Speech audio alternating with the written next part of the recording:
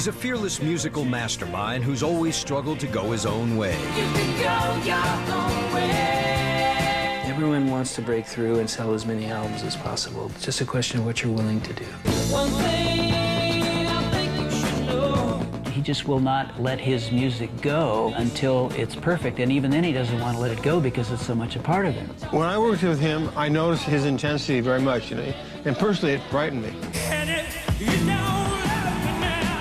The architect of Fleetwood Mac's multi-platinum sound, Lindsey Buckingham transformed band disharmony into rock history. If you spent 5 minutes looking at these songs, but knowing an inkling of what was going on, you go, oh my God. I don't think he gets as much credit for really helping create the sound of Fleetwood Mac. She broke down and let me in. Lindsey's big love turned into bigger heartbreak. Lindsey didn't want this breakup. He didn't want to not be with me. I think the specter of Stevie probably disabled several long-term relationships I had. They really do love each other, but they hate each other so much. And family tragedy marked his music indelibly. Well, there's a shadow on my daddy's stone. I don't think Lindsey ever quite got over the loss of his dad. I think you can feel the agony and the pain coming across in a lot of those songs. Lindsey Buckingham struggled to maintain musical integrity, but the excess and excess of Fleetwood Mac finally became too much. Don't say that you love me. The celebrity part of the gig for him is, I think, the hardest part. I left because it was a survival move, not just physically, but psychologically. Now, the story of a musical alchemist who turned personal pain into artistic gold. Lindsey Buckingham, behind the music.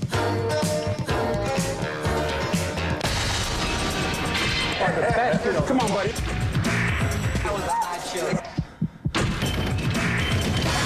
From step line back.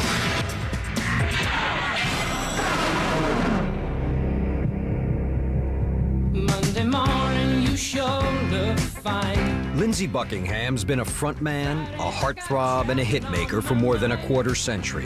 First you love me, then you fade away.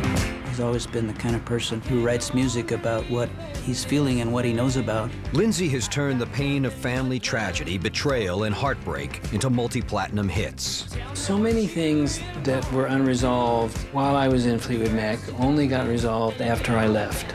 You can take Stevie as an example. Well, it took a long time. I mean, we broke up really in 1976, and I don't think that, either Lindsey and I were really comfortable being around each other for years. Lindsey walked away from the biggest band in rock and roll and retreated to the one place that was always his refuge from rock star insanity, the recording studio. He's really best in the studio by himself. That's the way he's worked for a lot of years. And he's never quite satisfied because he's not sure that he couldn't do better. In a way, I think he torments himself a lot. Oh, you can get lost in your work for sure. Lindsey's that way. He's a real hard-working guy, and he doesn't quit till he has it right, Now he's back in his natural environment, the recording studio. I wish I could make records quicker, and maybe someday I'll learn to do that, although I guess I better hurry up. And now I best be on my way. It may take time, but Lindsey's working on his own terms and without compromise. And that was not always the case. Would you say goodbye to me? Born on October 3rd, 1949, Lindsey Buckingham was the third and youngest son of Morris and Ruthita Buckingham. Lindsey grew up in the upscale Bay Area community of Atherton, California. My childhood was pretty idyllic. It was really pretty Ozzie and Harriet. My father was an executive. My mom was a homemaker. We belonged to a country club. Lindsey and his older brothers, Jeff and Greg, were all competitive swimmers. I was a swimmer because I was expected to be, because that's what the older brothers had done. But from an early age, Lindsey found himself drawn to a different game.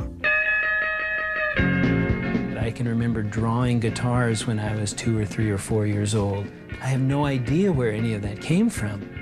In the mid-50s, the rock and roll revolution arrived at the spacious Buckingham home, hand-delivered by Lindsey's brother Jeff.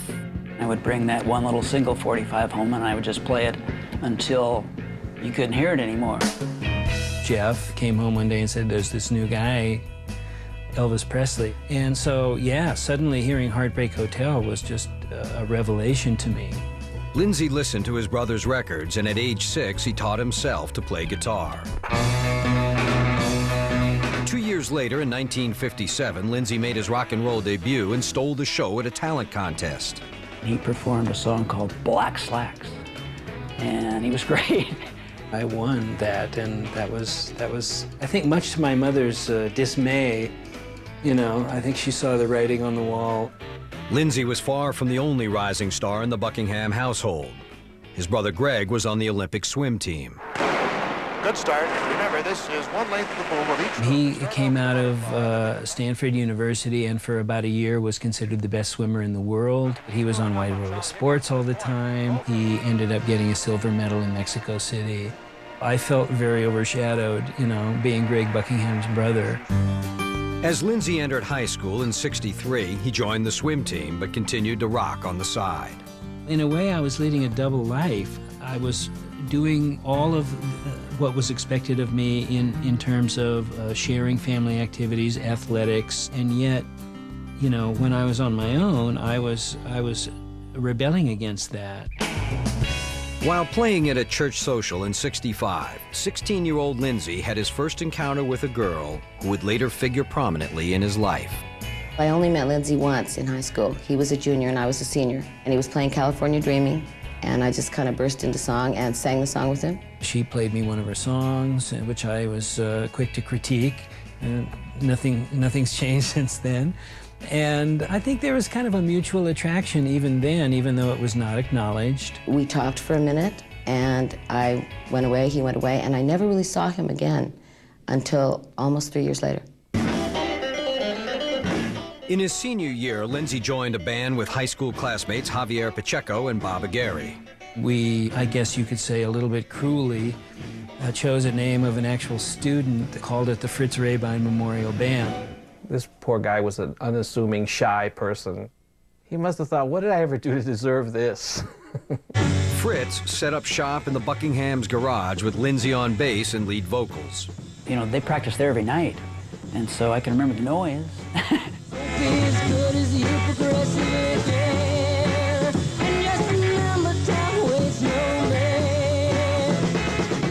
The next year, Lindsey and his bandmates went off to college. 19-year-old Stephanie Nicks was already part of the student body at San Jose State. He and his band called me and asked me if I wanted to be in their rock and roll band. Lindsey and Stevie's musical chemistry was immediately apparent. The power that you bring. I realized that Lindsey and I had something special. And I think everybody else realized it right away, too. We got lots of jobs. Don't let it go down the drain. The time had come for Lindsey's double life to end. He called his coach and quit the college swim team. He said to me something along the lines of, well, you're a loser. You're always going to be a loser. And he hung up on me. And that was that. That was the end of sports for me. Lindsey soon dropped out to dedicate himself to his music. With Lindsey and Stevie fronting the band, Fritz started to make a name for themselves, opening for acts like Santana, Hendrix, and Janis Joplin. Any San Francisco band you can come up with, we probably opened for 3 solid years because we were good.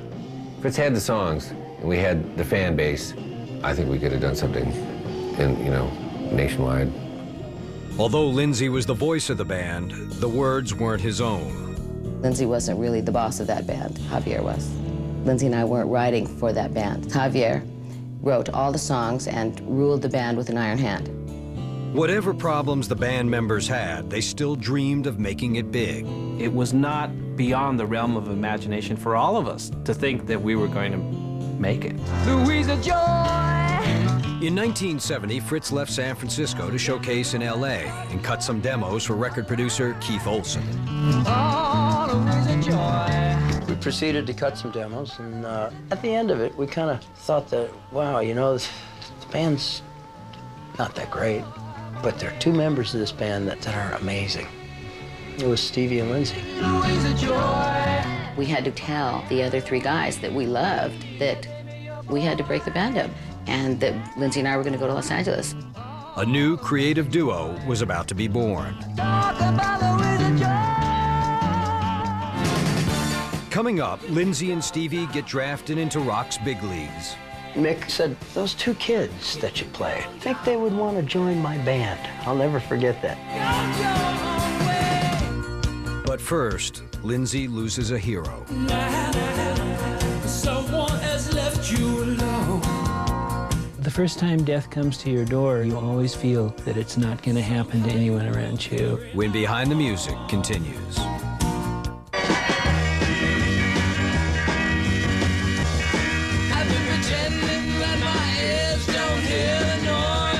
Singled out for fame, 22-year-old Lindsey Buckingham and 23-year-old Stevie Nicks broke away from their Bay Area band and moved to LA in 1971. Before long, their partnership was more than musical. Stevie and I had worked together for 4 years without ever being romantically involved, and that provided a really strong foundation as lovers and as musical partners. I was the person who loved Lindsey without him being famous, without him being a millionaire. This was just two kids out of Menlo Atherton High School. So, you know, I loved him for all the right reasons.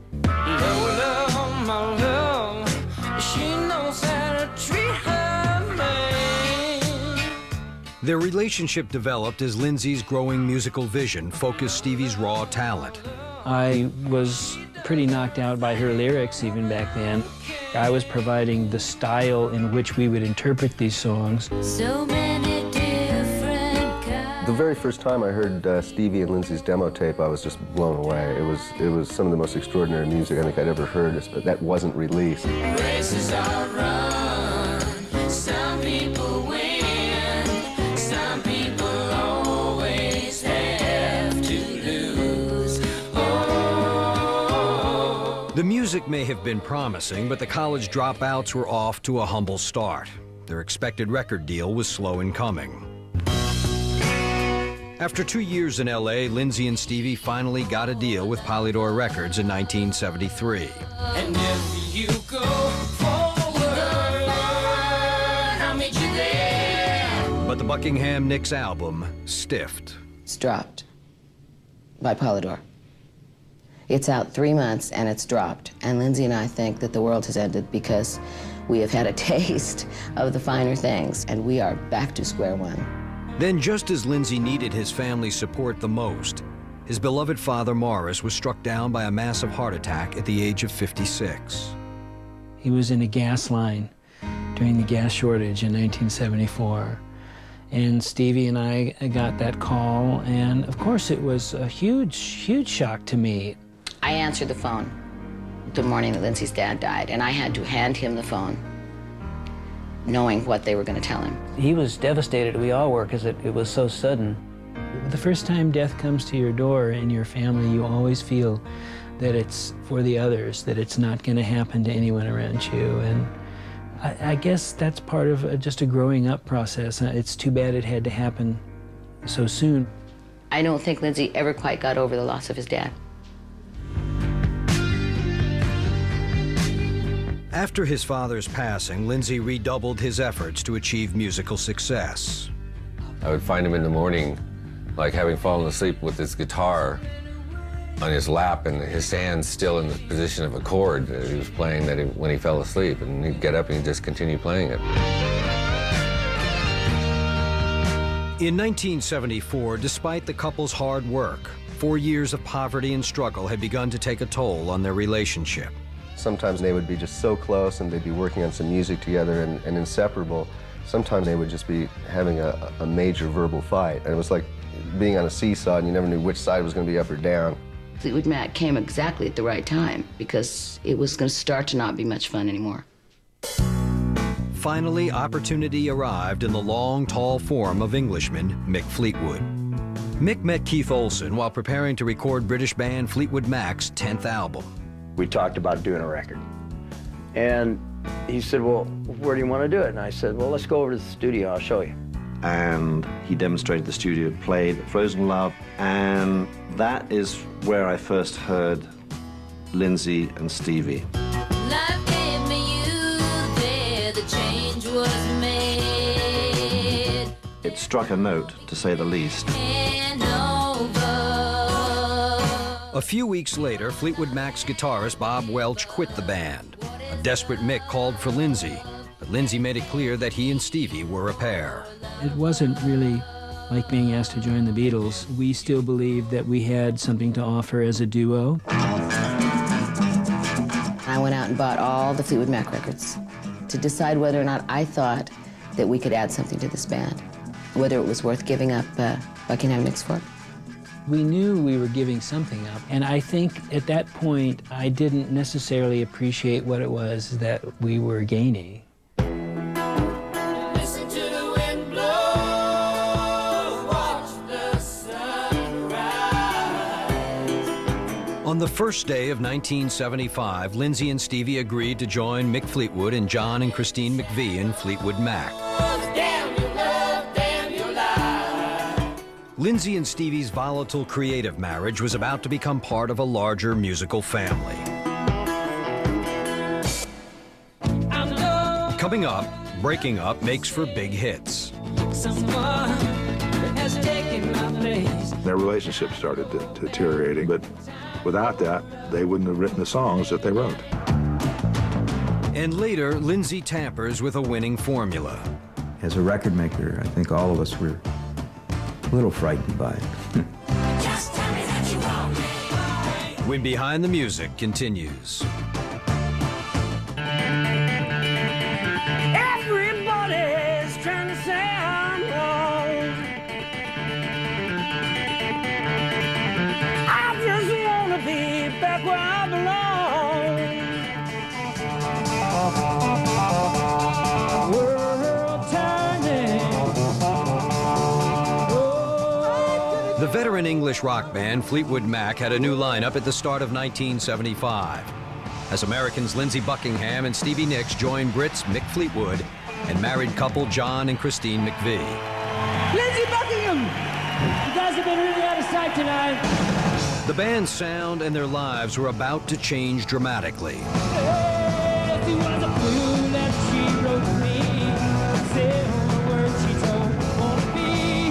I remember the vibe and the atmosphere that they brought.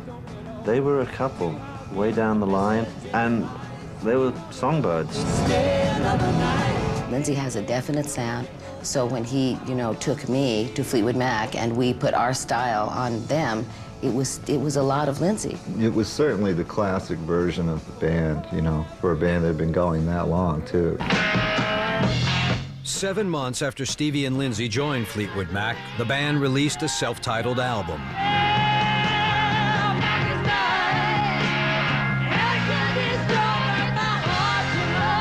The 1975 release sold 4 million copies and hit #1 on the U.S. charts. It's weird, I don't feel like I'm doing anything differently than I've been doing for a long time. It's just the way people see us changes, Right, but we're still just going along, as insecure as ever.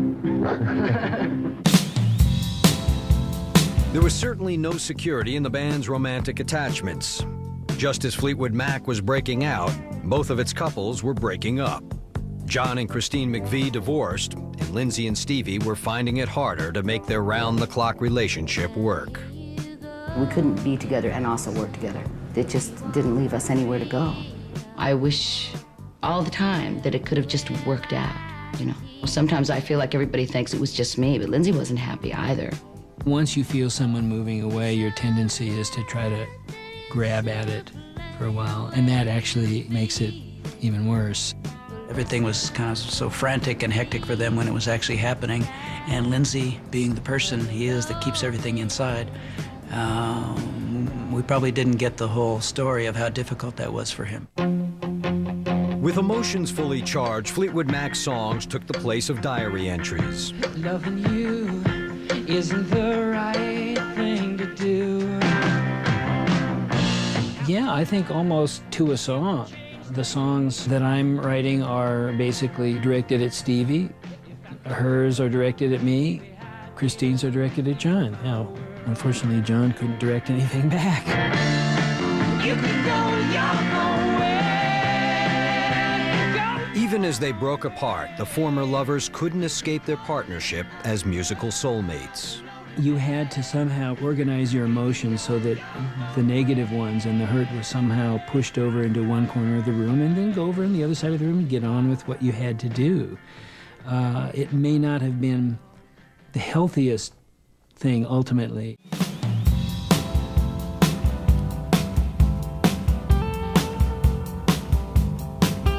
I think he's her best producer, you know? I've been in the studio all night trying to work out one of Stevie's things, and then I'll hear what Lindsey did and go, oh, yeah, well, that should have been obvious, but it wasn't. For the next decade, Lindsey would continue to pay a huge price for his high-profile romance. Most people, if they break up with someone or they're hurt by a situation, they move on. You don't have to see someone every day, much less have to do for them every day. Reeling from his breakup with Stevie, Lindsey threw himself into a relationship with recording studio receptionist Carol Ann Harris. She was this little farm girl, or I don't remember where she was from, but we met her when we were mixing Rumors. She was an interesting person. She broke down, let me in. The aspiring model from Tulsa became the newest character in the Fleetwood Mac saga. The drama of Rumors and the appeal of Rumors was this sort of musical soap opera that was going on, all of which we were living while we were making the album. When Rumors was released in the spring of 1977, it made history, topping the charts in the US and UK and selling over 10 million copies before winning a Grammy. And the album of the year is Fleetwood Mac! Money was pouring in, but Lindsey found credit for his production work was harder to come by. His studio contributions couldn't compete with Stevie's star power, and his former lover was becoming the group's main attraction. Lindsey had put his whole life into the Rumors album, shall we say. And after all that effort, when the album finally came out, Stevie was the one who was being focused on mostly by the national media, by the worldwide media. Stevie was also singled out by Fleetwood Mac's married drummer.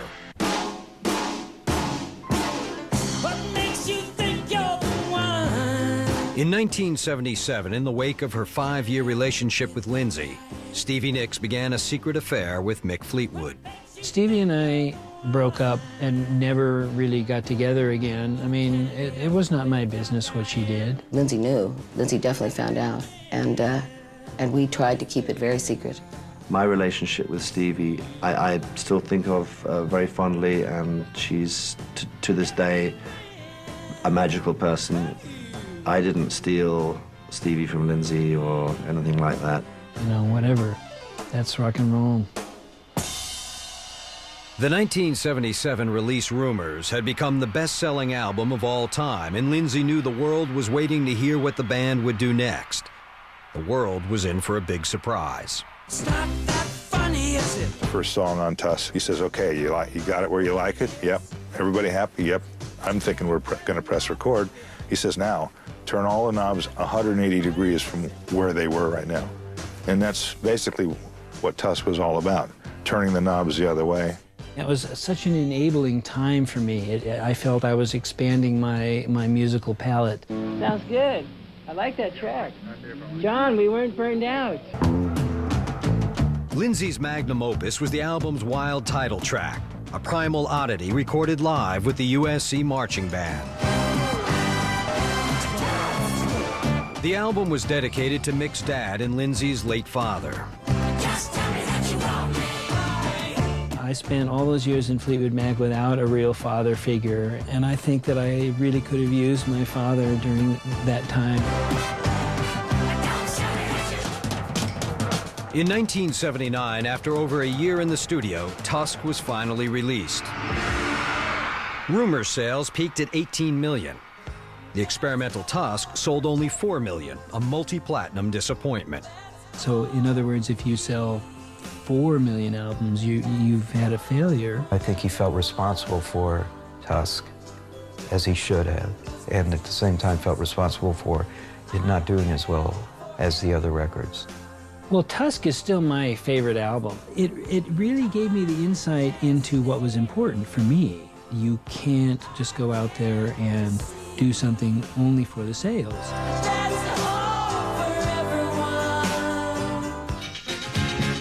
Coming up, Lindsey goes insane.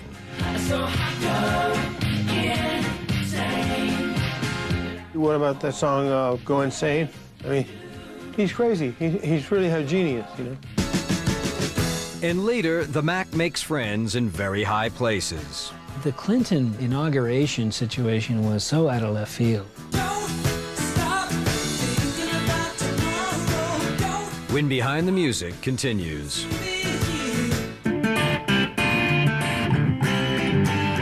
Don't say that you love me.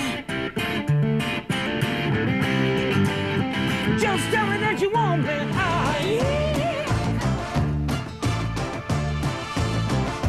The artistic risk Lindsey Buckingham took with Tusk left him creatively inspired, but his musical brainchild was a commercial letdown. And Fleetwood Mac wasn't taking any more leaps of faith with Lindsey. They all felt that if Tusk was followed by another album that didn't do well, that might be the end of Fleetwood Mac. And I don't think anybody wanted that to happen. It's questionable, really, whether I would have ever embarked on solo projects if it had not been for the fact that in the wake of Tusk, there was a kind of a group edict that we have to go back to how we did it before. Taking a breather from Fleetwood Mac, 32-year-old Lindsey released his first solo album in 1981. His quest for creative control included playing all of the instruments. The solo work was really exploring the left side of whatever my palette is. Law and Order never hit the top 20, but it did have a hit single, Trouble. Baby, you come knocking on my front door. That same year, Stevie Nicks released her first solo album. It topped the charts and further established Stevie as a major star. I took a record to Lindsey and signed it and left it on the floor up against the wall in the main studio, and he never took it home. For Lindsey, seeing Stevie have a tremendous amount of success without him being involved, he must have analyzed that 1,000 times, probably. Maybe some not so noble things were driving me. I think an overly competitive spirit, maybe competing with Stevie. Wanting to compete just to get the due that I felt was mine. It's been about 2 years since we've been on the road, but we're here to show you that we just refuse to go away, so.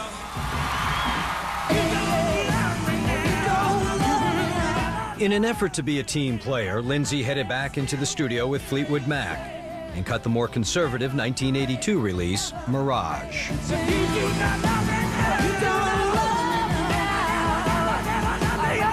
It's a difficult position to be in the studio producing a record and having someone tell you you can't use, 50% of the tools you have to offer. While Fleetwood Mac was getting more conservative, Lindsey's work outside the band got more radical.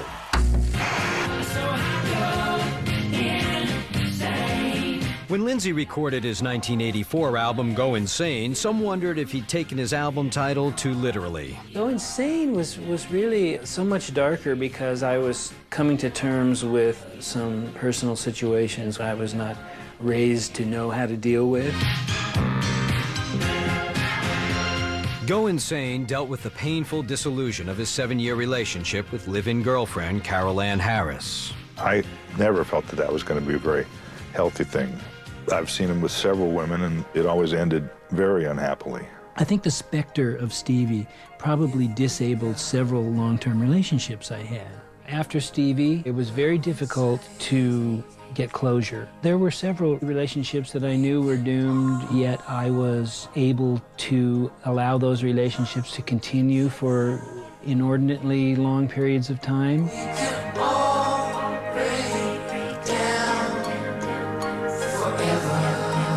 In the midst of the darkness, Rolling Stone ran an article announcing that Lindsey was now available. Emotionally disabled or not, he was still a heartthrob. I think it was supposed to be like a very tongue-in-cheek random note. Lindsey Buckingham, lonely guy. I ended up getting 3,000-4,000 letters from women applying for the job. Lindsey had a much bigger job cut out for him in 1987. producing the first new Fleetwood Mac album in 5 years. Walk down this road.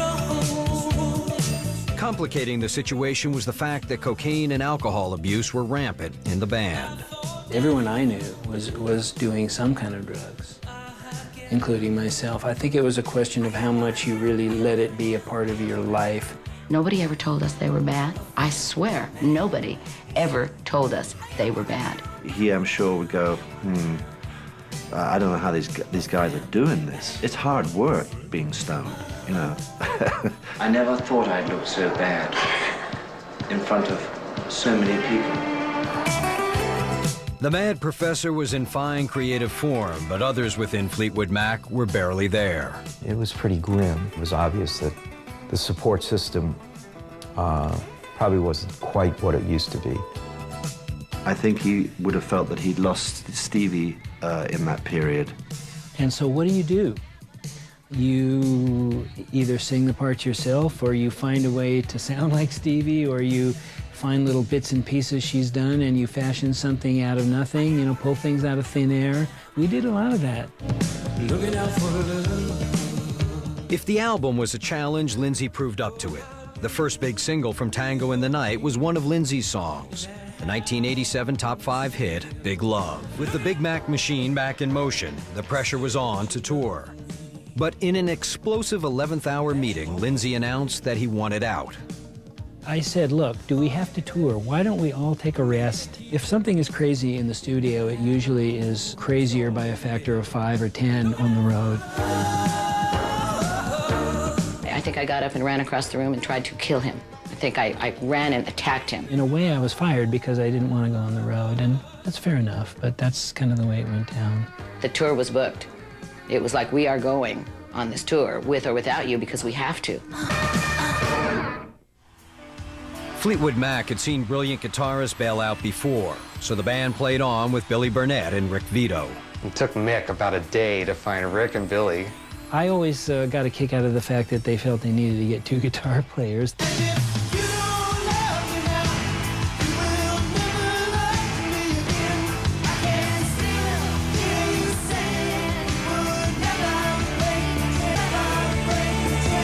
Free at last, Lindsey took a year off, and in 1988 he started working on his own album. Without deadlines, he happily lost himself in the musical possibilities. Well, I'm waiting on the countdown, sitting in the shade. I don't really see myself working with those 4 people again. I mean, stranger things have happened. But Lindsey was not entirely removed from his past. Descriptions of a physically ugly confrontation with Stevie at the time that he left the band surfaced in Mick Fleetwood's 1990 book. Well, certain things were, to say the least, embellished. It's too bad when that kind of a exploitive thing hits that close to home. It was disloyal, you know, so yeah, I understand that. The betrayal was never discussed. As in the days of rumors, Lindsey spoke through his songs. Everybody's heard it, how everything went wrong. I think Mick got the picture from the song. He knew full well that the song was addressed to him. It's a line from the chorus, what, Mr. Rock, I think? Yeah. Can we say that? I never knew that. I'm flattered. Rock. This is actually a first for me. I had no idea. Mick's disloyalty was not the only emotional issue that Lindsey would have to work out through his music that year. Well, there's a shadow on my daddy's stone where he was laid to rest. Later in November of 1990, Lindsey's older brother Greg, in whose shadow he had grown up, died suddenly of a heart attack at age 45. A brother passing away who's only 4 years older, you know, it really hits so close to home, and it feels so out of the context of how things should be. With me and Lindsey, we keep a lot more inside than people should, probably. The loss of Greg was very difficult for all of us, and very difficult for Lindsey. Lindsey confronted his feelings of loss and betrayal and crafted them into the intimate 1992 release, Out of the Cradle. The process of making Out of the Cradle was the process of starting to tear down the blocks of the wall. It put me in a slightly more open place, in a more tender place. For the first time, the studio hermit hit the road as a solo artist. Lindsey surrounded himself with a guitar army and stormed the stage. As long as nobody, yells out, "Go your own way" too soon, I think we'll all get along. That was something I've been wanting to do for a long, long time. So that was one of the most satisfying things I've ever done, really.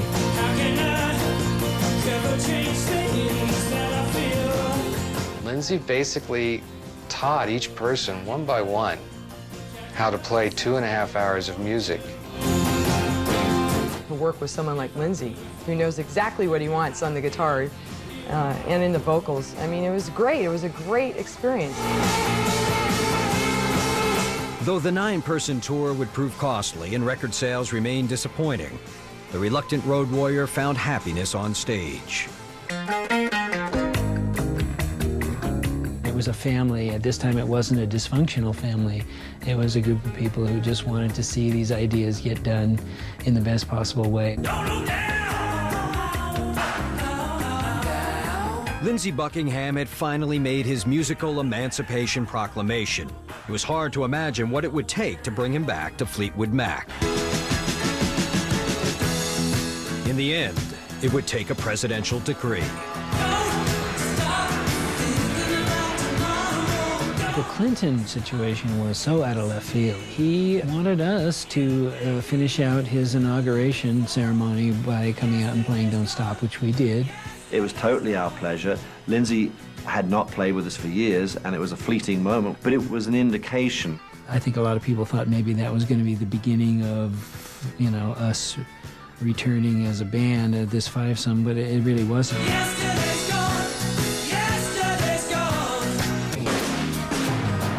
Coming up, Loving is finally made fun.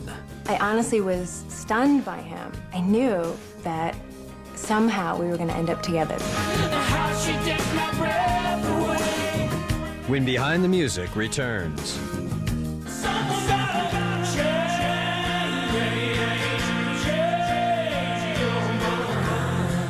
Lindsey Buckingham joined Fleetwood Mac to inaugurate a new president. But it wasn't until 4 years later in 1997 that Fleetwood Mac came together for a reunion they called The Dance.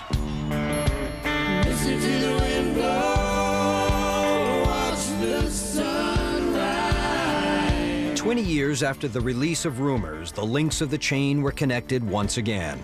It seemed like we had so much to talk about. Mick had come out the other end of his particular trials and was a totally different person.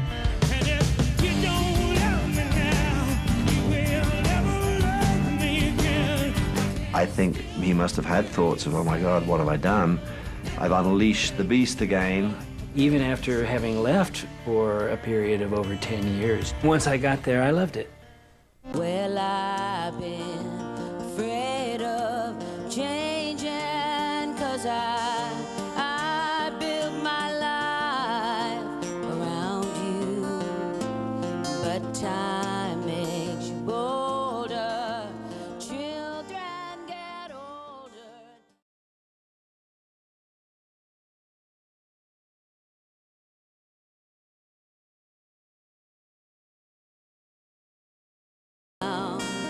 Well, the landslide will bring it down.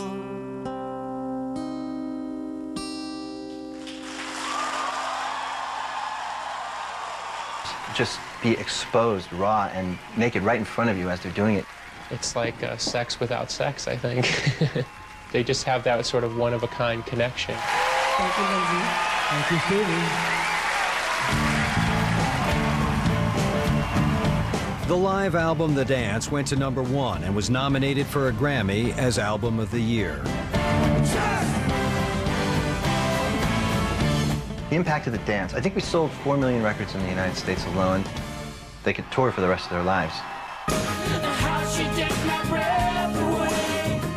Lindsey performed with his former lover on stage, but off stage, Lindsey had a new big love.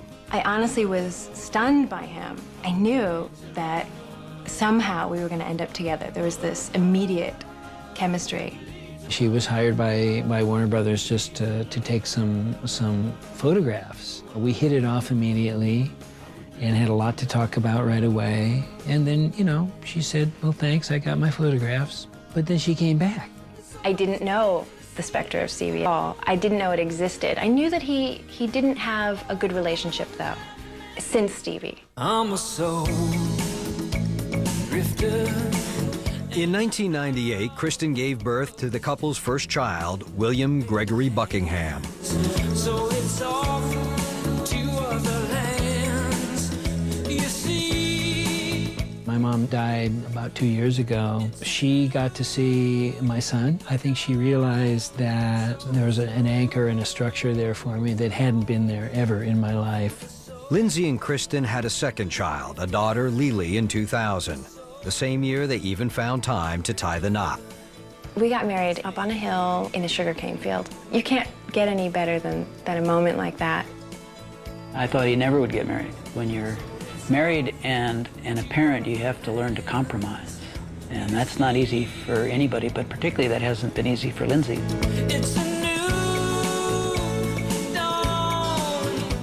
Between family, music, and the Mac, the studio hermit has had a busy schedule. We're working on the Hermit. He's coming out slowly, you know. It's hard to come out after 20, 30 years.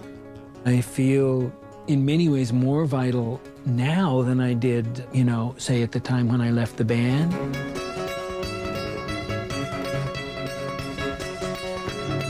These days, Lindsey is hard at work on a variety of projects, including possibly a new album for Fleetwood Mac.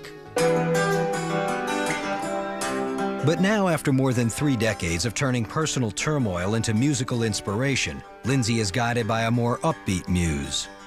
He's in love again. He's in love with these children. We have all been very spoiled, rotten rock and roll stars.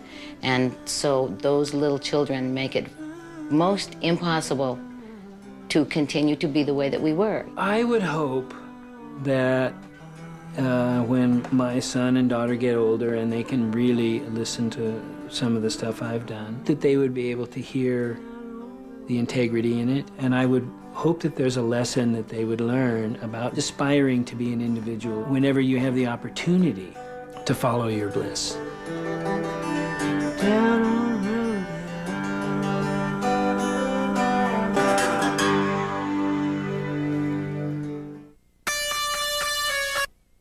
Journey Behind the Music is next. And Steve, I Won't Stop Believin', only on VH1. Oh, I'm way